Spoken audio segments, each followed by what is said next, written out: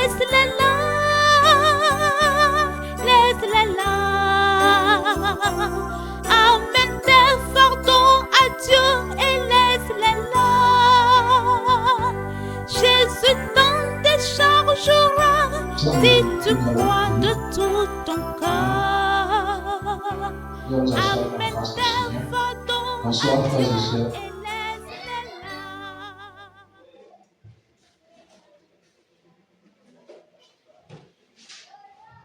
Alléluia. Nous allons asseoir la prière du Seigneur.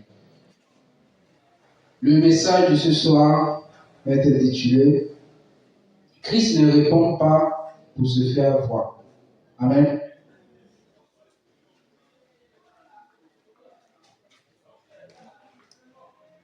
Christ ne répond pas pour se faire voir. Aujourd'hui, nous voyons que le fait de répondre ou de réagir, ça devient quelque chose du désordre, la réaction.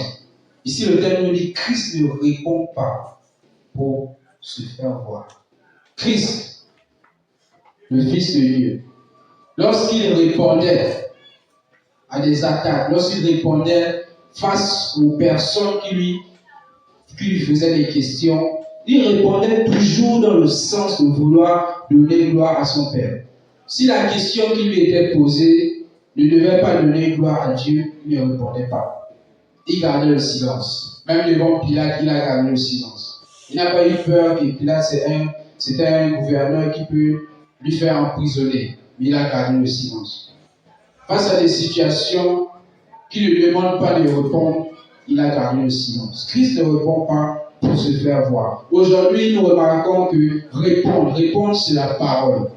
Répondre, ça devient un souci pour nombreuses personnes et même pour les chrétiens dans le corps de Christ. Nous sommes incapables de se taire face à certaines situations. La parole est devenue comme quelque chose, comme un poison qu'on ne peut pas résister. Les chrétiens aujourd'hui aiment parler de tout et de rien, des choses qui ne sont pas importantes. Ils aiment parler, ils aiment discuter des choses qui les éloignent même de la présence de Dieu. À toute chose, ils veulent répondre. S'ils arrivent quelque part, ils trouvent une discussion qui ne lui concerne pas ou qui ne glorifie pas Dieu, il va chercher à répondre. Il va chercher à participer à ce sujet. Or, il sait en lui que ce sujet n'a rien destructif. L'apôtre Paul dit que l'on ne retrouve pas des erreurs en vous. Mais si vous parlez, que vos paroles soient pour l'édification. Ça veut dire que lorsqu'un enfant de Dieu ouvre sa bouche, ça doit être pour édifier.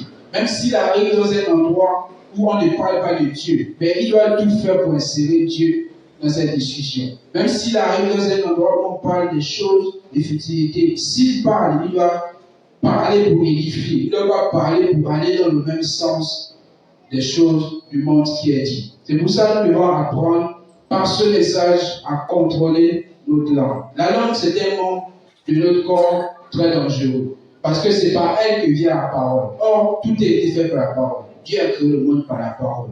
Et l'apôtre Paul nous dit que j'ai été crucifié avec Christ. Et si je vis, ce n'est plus moi qui vis. Si l'apôtre Paul a été crucifié avec Christ, ça veut dire que Christ vit en lui. Donc ce n'est plus lui qui vit, mais c'est Christ. Et nous aussi, aujourd'hui, nous croyons par la foi que nous avons été crucifiés avec Christ. Et donc c'est Christ qui vit en nous. Si Christ vit en nous, le pouvoir et l'autorité de Christ est en nous. Alors c'est pour ça que nous devons apprendre à contrôler notre langage. Parce que de notre langage, nous pouvons dire des choses qui vont se réaliser. Nous pouvons dire des choses qui vont se produire. Si nous parlons en désordre, nous pouvons être tentés de prononcer une parole négative dans la blague et ça peut se réaliser. Pourquoi? Parce que le pouvoir de Christ est en nous. Parce que Christ est incarné en nous. Et c'est Christ qui vit en nous. Donc lorsque nous parlons, c'est Christ qui parle. Donc nous devons commencer à corriger notre langage. Nous ne devons pas parler en désordre. Non.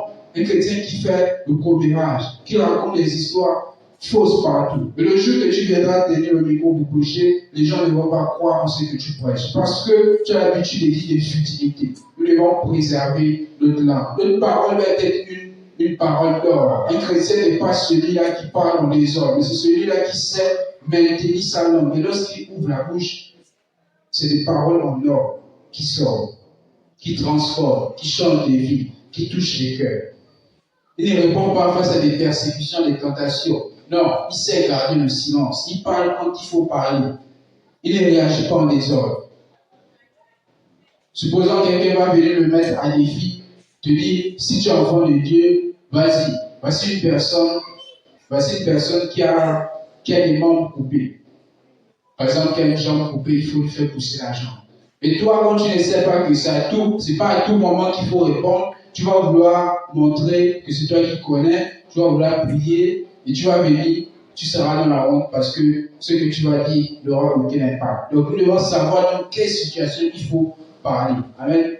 Nous allons ouvrir la Bible dans le livre de Marc, chapitre 15, verset 30. Marc, chapitre 15, verset 34. Non, verset 31 à 32. Marc, chapitre 15, verset 31 à 32. Marc, chapitre 15, verset 31 à 32. Les principaux sacrificateurs aussi, avec les scribes, se moquaient entre eux et disaient, il a sauvé les autres et il ne peut se sauver lui-même. Que le Christ, le roi d'Israël, descende maintenant de la croix, afin que nous voyions et que nous croyions ceux qui étaient crucifiés avec lui l'insultaient aussi. Amen. Ici, c'est un moment où Christ, nous pouvons s'asseoir dans le Seigneur. C'était un moment où Christ était crucifié. Et tout le monde l'insultait. Les principaux sacrificateurs étaient là avec les scribes. Ils se moquaient de lui. Ils ont dit, si il descend de la croix, nous allons croire en lui. Or, il avait fait des miracles, il avait fait des prodiges, ils n'ont pas cru. Ils voulaient qu'il descende de la croix pour croire qu'il est le Fils de Dieu. Mais il ne l'a pas fait. S'il était comme nous, qui réagissons à toute situation aujourd'hui, si Christ était descendu de la croix, le diable aurait gagné. Mais il a su que c'est une situation où il doit se taire. C'est une situation où il n'a pas à répondre. Nous n'avons pas toujours à faire ce que le monde nous dit de faire pour prouver qui nous sommes. Un chrétien ne prouve pas qui il est. Un chrétien ne prouve pas qu'il est appelé, qu'il est un enfant de Dieu. Non, mais c'est le monde qui doit le voir. Christ n'avait pas besoin de descendre de la croix pour prouver qu'il est le Fils de Dieu. La preuve en est, après sa mort, eux-mêmes ils ont confessé que certainement cet homme était juste. Parce qu'ils ont vu après cela. Donc nous devons être capables de se maintenir, de ne pas toujours vouloir répondre face au monde. Non, le fait de répondre aussi, c'est de perdre. Parce que lorsque nous répondons en désordre, nous donnons gloire, nous donnons importance au diable. Parce que le diable nous tente souvent par là. C'est par la parole. Celui qui ne sanctifie pas sa langue ne peut pas parler des choses célestes. Amen. Parce qu'il a l'habitude de parler des choses terrestres, des choses inutiles, des choses qui ne glorifient pas Dieu. Il ne pourra pas parler des choses célestes. Lorsqu'il va venir tenir le micro, il va raconter des histoires. Il va se mettre même à parler de ce qu'il avait fait hier, là où il était au bar. Il va venir raconter des histoires inutiles parce que c'est ça qu'il a l'habitude de parler. Mais s'il a l'habitude de parler des choses saintes, lorsqu'il viendra, il pourra parler que des choses saintes. Cette personne ne pourra pas prêcher, cette personne ne pourra pas parler de la part de Dieu, il ne pourra pas dire des choses célestes parce que son langage est souillé. Et celui qui garde sa langue, il se préserve aussi du péché. Parce qu'un chrétien qui parle trop pêche. Parce qu'il va se mêler des discussions qui ne sont pas intéressantes. Donc il n'a pas besoin de se mêler. Amen. Nous allons prendre Genèse. Genèse chapitre 3. Nous allons voir ici que le serpent était le plus rusé de tous ces animaux des champs que l'Éternel Dieu avait fait. Il dit à la femme, Dieu a-t-il réellement dit, vous ne mangerez pas de tous les arbres du jardin? La femme répondit au serpent, nous mangeons du fruit des arbres du jardin. Amen. Ici, la femme a fait une erreur parce qu'elle a répondu là où elle n'était pas censée répondre. Amen. Ce n'est pas à toutes les situations qu'il faut répondre. La Bible nous dit Christ ne répond pas pour se faire voir. Le fait de répondre face à une situation, on veut montrer qu'on connaît. On veut montrer qu'on peut. On veut montrer qu'on veut faire. Et par là, le diable peut nous tenter. Par là, le diable peut nous faire tomber. Le diable peut nous poser un piège par là. Et par l'orgueil, on va tomber dans le piège. Parce qu'il va te soumettre à une épreuve, une tentation où tu verras que je suis chrétien, je peux le faire. Et tu vas aller répondre, arriver là-bas, tu seras en nid. Parce que tu vas aller dire des choses que tu ne connais pas. C'est pour ça que nous devons avoir les qualités de Christ. La Bible nous dit que Christ a été conduit comme un agneau à la boucherie. Il n'a pas ouvert la bouche. Donc nous devons apprendre à garder notre bouche. La bouche, garder notre langue, notre parole. On ne doit pas parler dans toutes circonstances. Non, ce n'est pas à tout moment. Telle chose s'est passée, tel endroit, et c'est toi qui vas déjà commencer à parler. Non. Par là, le diable peut te séduire. Par là, le diable peut te souiller. Nous devons préserver notre langue et parler des choses qui nous édifient. Parler des choses qui nous aident à grandir. Est-ce que dans ce que tu veux dire, ça va édifier quelqu'un? Ou bien ce que tu veux dire, ça va seulement créer des problèmes? Dans ce cas, tais-toi. Ne dis pas les choses que tu sais qu'il ne va pas porter des bons fruits. Nous devons avoir la nature de Christ dans son langage. La nature de Christ dans son langage, c'est d'être patient, silencieux. Les apôtres ont écouté le Christ lorsqu'il les enseignait dans Matthieu chapitre 5. Ils étaient silencieux, ils écoutaient, ils ne répondaient pas. Nous devons apprendre, même en tant qu'un disciple, à écouter et à ne pas répondre. Parce que celui qui répond trop, il tombe. Amen. Par la parole, le diable nous atteint facilement. Facilement. C'est pour ça que nous devons purifier notre parole, purifier notre langage, préserver sa langue. Nous devons apprendre à préserver notre langue, tout ce que nous disons désormais. Parce que nous voulons aller dans une autre dimension avec Dieu où nous devons préserver notre langue. Considérez que tout ce que nous disons, c'est Dieu qui le dit. Et si nous le disons, ça doit arriver. Arrêtez de faire des blagues, de souhaiter des malédictions aux gens en disant que c'est une blague. Cela peut se réaliser. Au contraire, sanctifier notre parole, sanctifier notre langage. Tout ce que nous disons doit être sanctifié dans la langue. Nous ne devons pas répondre parce que quelqu'un nous a tenté, quelqu'un voulait nous mettre à l'épreuve. Est-ce que tu peux faire ceci? Oui, je peux. Pour te faire voir, tu le fais. Si ce n'est pas l'orgueil que tu fais, tu ne pourras pas aboutir. Mais tu dois le faire parce que Dieu te dit de le faire. Christ était soumis totalement à l'esprit qu'il lui a envoyé. Et c'est pour ça qu'il a réussi. Mais si nous ne sommes pas soumis à Dieu et on veut faire par l'orgueil, on va tomber. Et la langue, c'est un moyen facile par lequel le diable peut nous faire tomber. Amen. C'est sur ce message que nous allons prier ce soir. Amen. Nous allons prier le docteur Baptiste.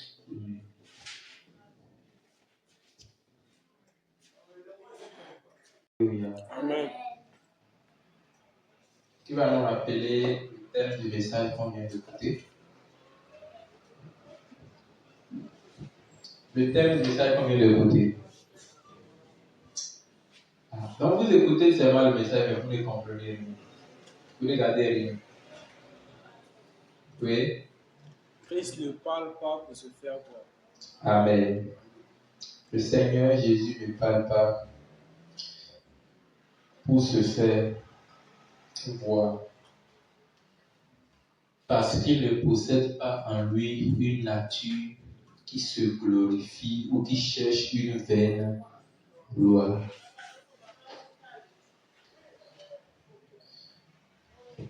Nous devons apprendre à avoir les qualités ou les langages de Christ.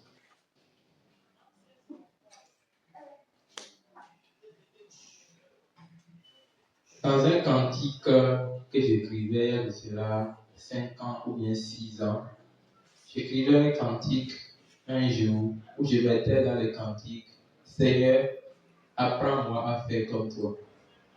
Quand tu étais sur le chemin du calvaire, apprends-moi à faire comme toi.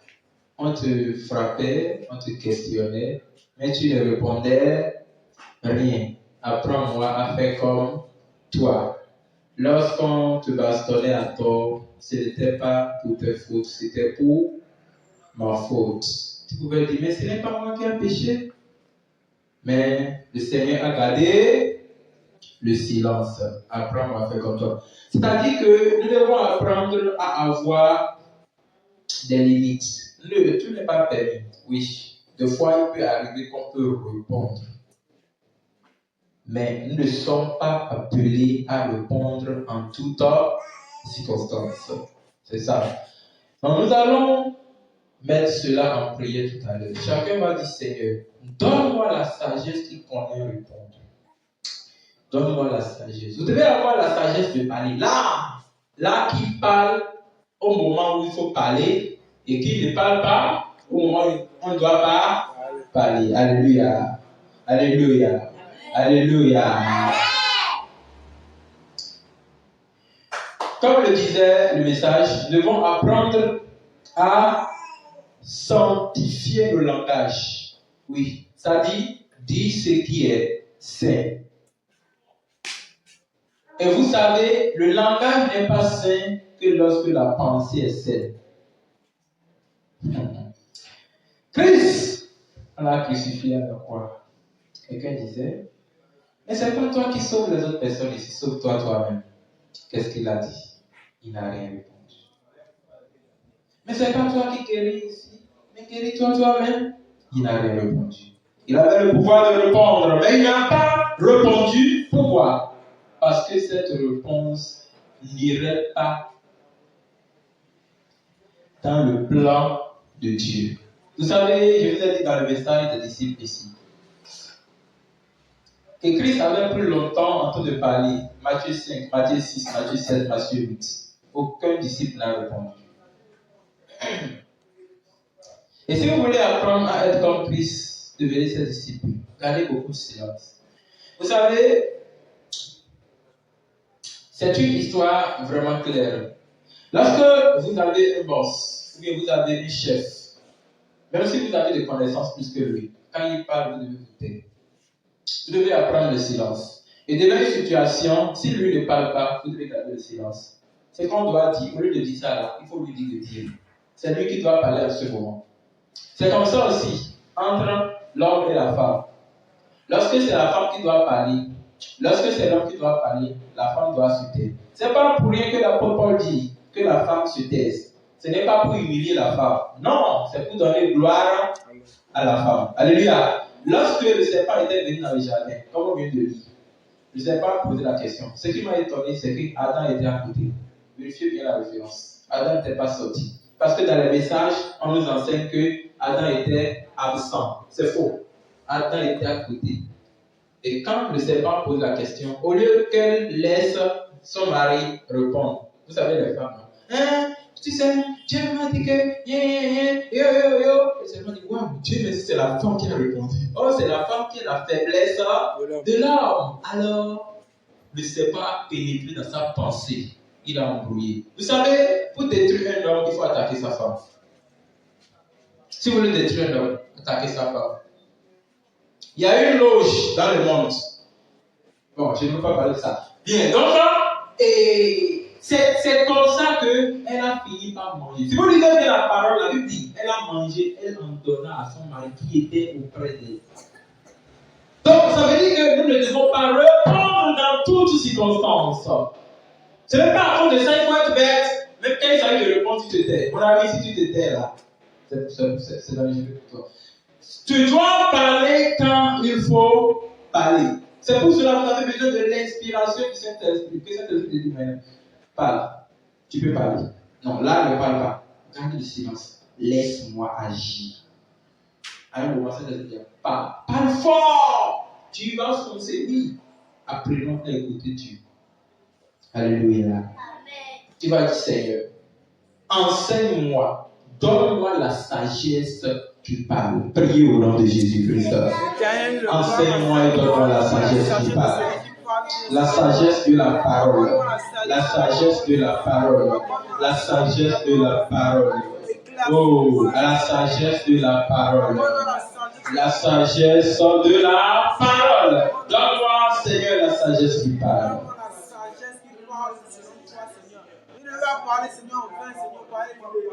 Enseigne-moi l'humilité. Quand on te appelle sur le chemin, tu es toujours humble. Quand On t'injuriait sur le chemin, tu t'es dans l'humilité.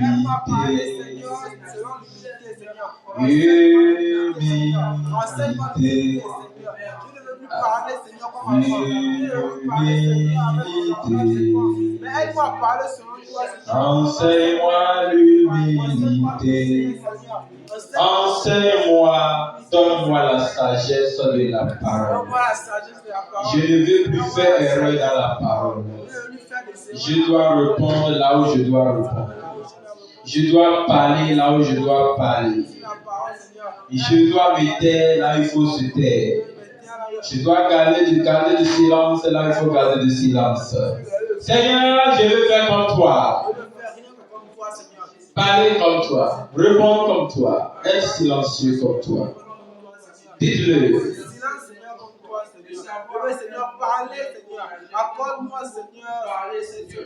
Au nom de Jésus, nous avons prié. Amen.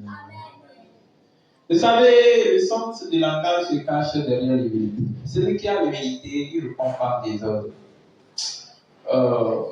Celui qui a l'humilité, il ne répond pas en désordre. Il parle tout doucement quand il faut parler, et il se tait quand il faut se taire, il garde silence quand il faut garder silence, pour attendre que son maître qui est Dieu lui dit parle d'abord. Vous avez dit, Seigneur, fais-moi vivre l'humilité, parce que c'est l'humilité, c'est la sagesse.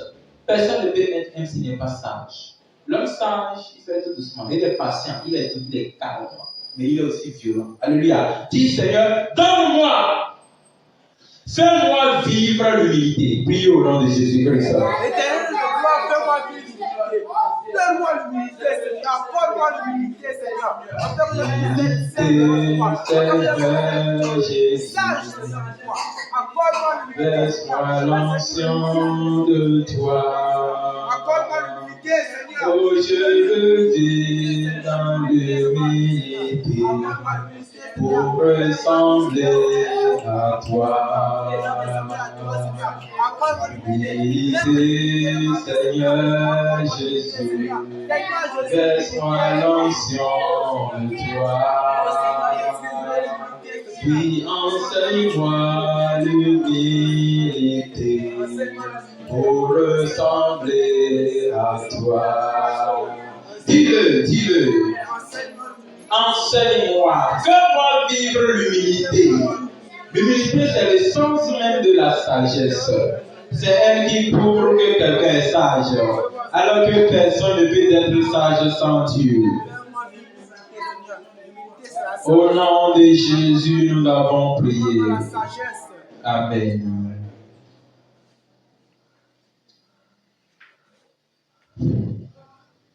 Au commencement était la parole, et la parole était avec Dieu, et la parole était Dieu. Celui qui parle mal emploie mal Dieu. Vous devez savoir ça. Laissons ça. La Bible dit, j'ai cru, c'est pour cela que j'ai parlé. Dis Seigneur, apprends-moi aussi à savoir prier. Il y a certaines prières qui sont faites à base de l'orgueil. Ouais. C'est pas parce que le frère t'a offensé qu'il faut prier pour que Dieu détruise sa vie. Non. Dieu va détruire ta vie, ça n'engage que Dieu. Mais toi, prie pour que Dieu rétablisse l'autre. Quand tu pries, et ta prière là, ça t'inspire trop. Frère, regarde bien. C'est une prière qui vient de l'orgueil. Peu importe ce qu'il va me faire, je peux sentir ça. Je peux même dire que c'est Dieu qui va le punir. Mais ce n'est pas à moi de prier contre. Tu vas dire, Seigneur, apprends-moi à prier dans ta volonté. Parce que prier, c'est parler. Christ ne se vante pas. Christ ne cherche pas à s'enorgueillir dans sa parole. En fait, il ne parle pas pour se faire voir, comme on venait de dire. Ça dit que Christ ne veut pas prier pour prier. Non, comme les gens là venaient maintenant de m'attaquer, j'ai collé l'oreille de l'autre là. Je lui ai dit, Dieu, tu sais, tremble la terre pour moi. Non, Christ ne faisait pas ça. Même quand il était fatigué de la coupe, il dit, Père, que cette coupe, si elle pouvait disparaître devant moi, mais je ne veux que ma volonté soit faite, mais que ta volonté soit faite. Regardez Quel genre de sagesse qui sait que même en pleine souffrance, en pleine agonie, il cherchait à prier pour l'accomplissement de la volonté de celui qui l'a envoyé. Seigneur, enseigne-moi à prier comme toi. Priez au nom de Jésus-Christ. Seigneur Jésus, enseigne-moi à prier comme toi. Enseigne-moi à prier. Contrôle mes langages. Dirige mon cœur vers ton trône. Enseigne-moi à prier. Je sais si je le dis. C'est toi qui peux exaucer. Seigneur Jésus, je viens à toi. Enseigne-moi à prier. Enseigne-moi à prier. Prier dans ta volonté. Aide-moi à prononcer mes prières dans l'humilité. Que mes prières ne soient pas faites dans l'orgueil. Que mes prières ne soient pas faites pour nourrir mes intérêts égoïstes et cruels. Que mes prières ne soient pas faites pour détruire la vie d'un homme. Mais que ma prière soit faite pour accomplir ta volonté. Rien que ta volonté. Enseigne-moi à prier, Jésus. Enseigne-moi à prier. Oh Seigneur, écoute notre prière. Écoute notre prière. Écoute notre prière. Au nom de Jésus, nous avons prié. Amen. Amen. Est-ce qu'il y a des gens ici? Amen. Gloire du Seigneur.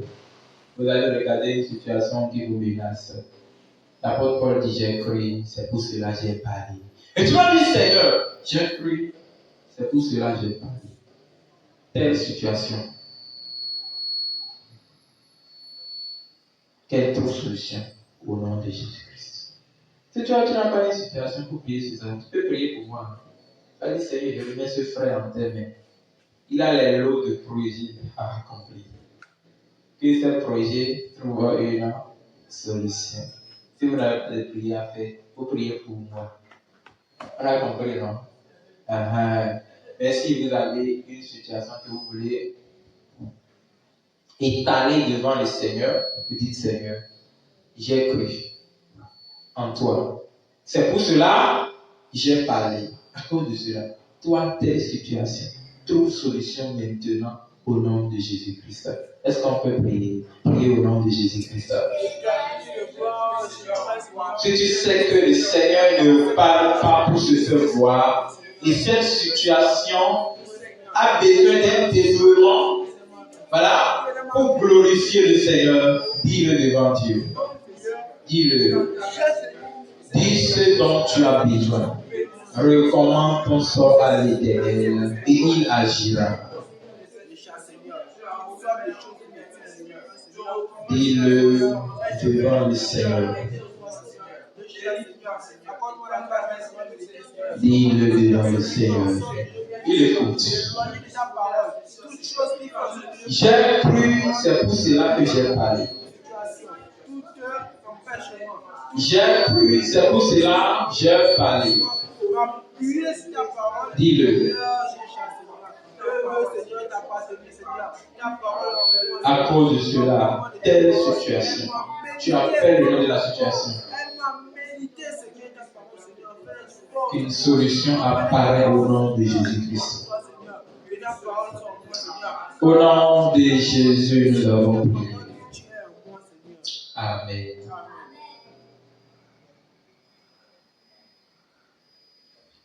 Éternel, notre Dieu, notre roi. Amen. Qui a un sujet de prière?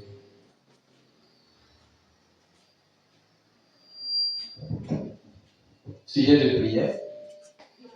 Je n'entends pas bien. Mais il faut bien parler, non? On n'est pas devant le Père catholique. On est en présence de Dieu. Hein?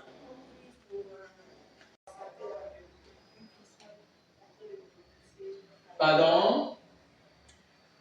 Compris pour mon père, ma mère et mes soeurs. Uh-huh. Accepter la vérité.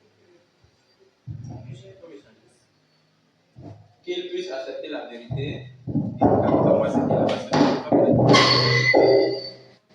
Qu'il puisse accepter la vérité.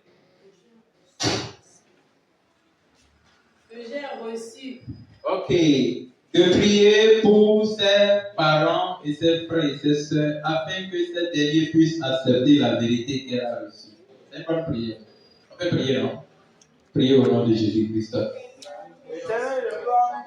Priez. Seigneur, nous remettons la vie de ces personnes, de toute sa famille entière en ta main. Aidez cette vérité de marcher. Offre-leur la grâce de comprendre la belle essence et de goûter à ce dont céleste que tu nous as donné. De pouvoir accepter la vérité, l'écouter et l'accepter, Seigneur. D'être appelé par toi, Seigneur. Permets-leur, Seigneur, de pouvoir. Au nom de Jésus, nous avons prié. Si vous faites cette prière, vous devez être la personne qui devait les déranger plus que tout le monde, jusqu'à ce qu'ils sachent que quelque chose existe. La prière devait travailler quand vous prenez le temps chaque fois de toujours continuer de leur prêcher la parole. Je vais changer de thème. Alléluia. Seigneur notre Dieu, merci pour ce que tu es en train de faire. Nous prions pour la famille de cette sœur, telle qu'elle désire. L'apôtre Paul dit, le désir de mon cœur, c'est qu'il soit sauvé. Il désire également que sa famille soit sauvée. Oh Dieu, toi qui as donné cette grâce aux apôtres, et tu nous l'as offert aussi. Nous voulons que tu accomplisses ce désir afin que ses parents, ses frères, ses sœurs soient également sauvés au nom de Jésus-Christ. Ouvre leur intelligence à comprendre l'évangile. Ouvre leur cœur à comprendre ta parole. Lorsqu'elle va continuer maintenant de les déranger à nouveau, toi qui as sauvé Zachée, toi qui as sauvé Saul, et il est devenu Paul, nous voulons que tu visites ses cœurs afin qu'eux aussi soient sauvés au nom de Jésus-Christ. Merci Seigneur pour ce que tu as fait. Au nom de Jésus, nous avons prié. Un autre sujet de prière. Ok. Nous allons bénir le Seigneur pour ce temps. Nous allons prier pour tout ce que nous venons de dire. Au nom de Jésus, nous avons prié. Père, comme le dit ta parole, toi tu n'es pas un homme pour répondre comme un homme. Les qualités qui étaient en toi quand tu étais sur la terre, nous voulons posséder cette qualité aussi. Donne-nous cette qualité de vie. Donne-nous cette qualité de vie. Seigneur, enseigne-nous à bien parler. Aide-nous à bien parler. Inspire-nous à bien parler. Là où il faut se taire, aide-nous à se taire.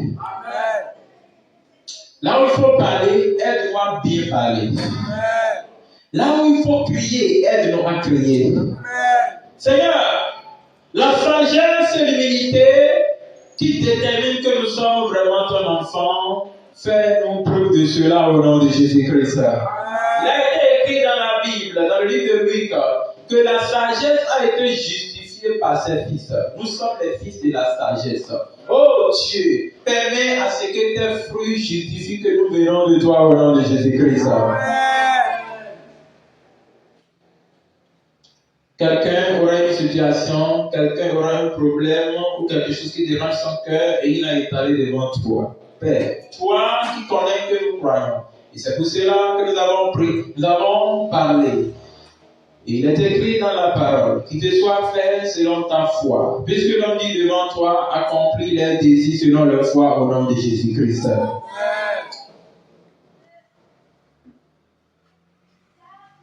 Merci Seigneur pour ce que tu as fait. Au nom de Jésus, nous avons prié. Alléluia.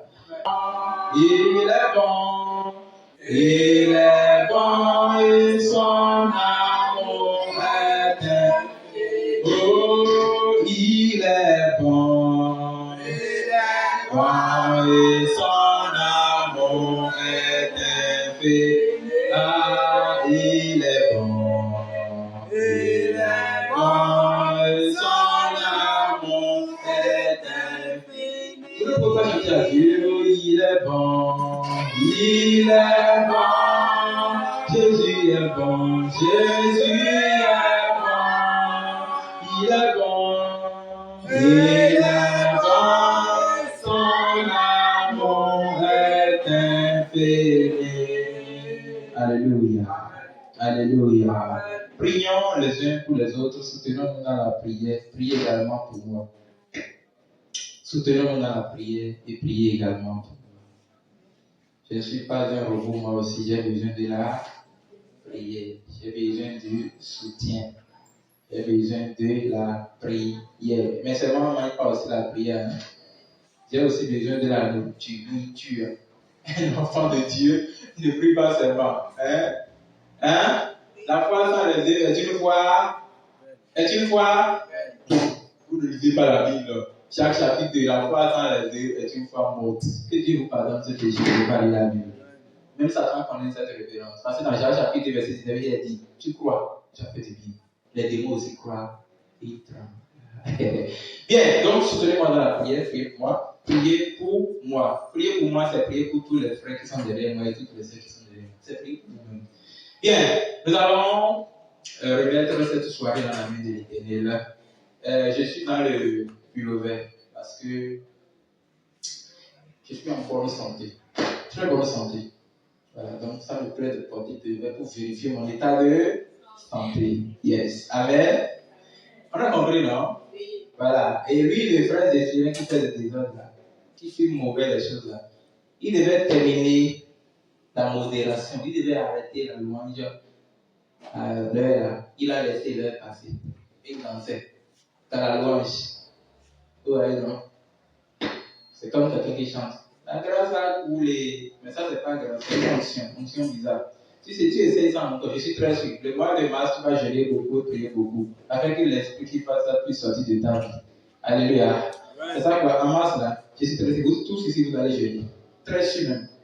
Pas une fois, hein, plusieurs fois. Parce que la grâce de faire le truc où gérer viendra. Amen. Mais ça aussi, c'est une grâce. Vous n'êtes pas content. Amen. Amen. Qui est content? Applaudissez les uns que vous êtes contents. Voilà. Un chrétien doit prier, il doit avoir des inflations, il prie. Parce que l'esprit, le Saint-Esprit ne tombe pas. Amen. Amen. Amen. Bien, donc vous allez remettre cette soirée dans la main de l'Éternel. Vous allez dire, Seigneur, bénis cette soirée. Que toutes les ruses du diable dans cette ville, dans ce pays, que notre continent soit brisé. Priez au nom de Jésus-Christ. Seigneur, bénis cette soirée.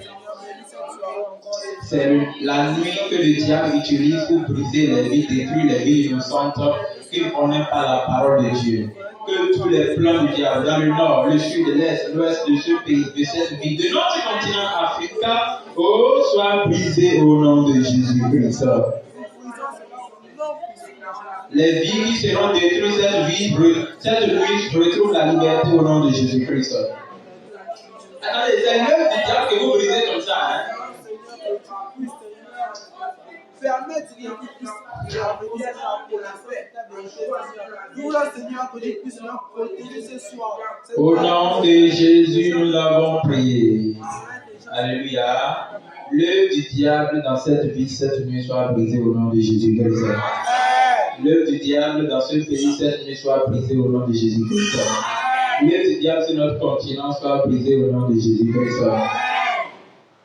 Nos frères et sœurs qui rétrogradent, qui ont limité leur foi, et nous les avons laissés au diable. Père, nous ne voulons pas que ces gens-là se perdent, mais nous voulons que tu les touches et qu'ils soient sauvés aussi. Souviens-toi de ta miséricorde à la croix et touche leur vie au nom de Jésus-Christ.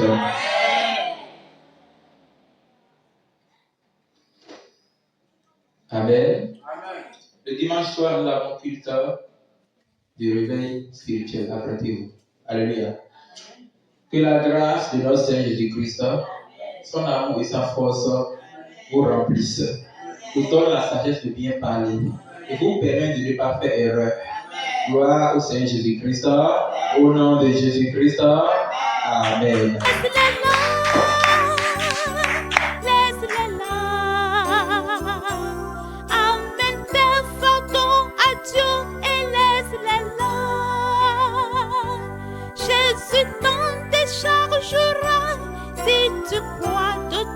ton cœur.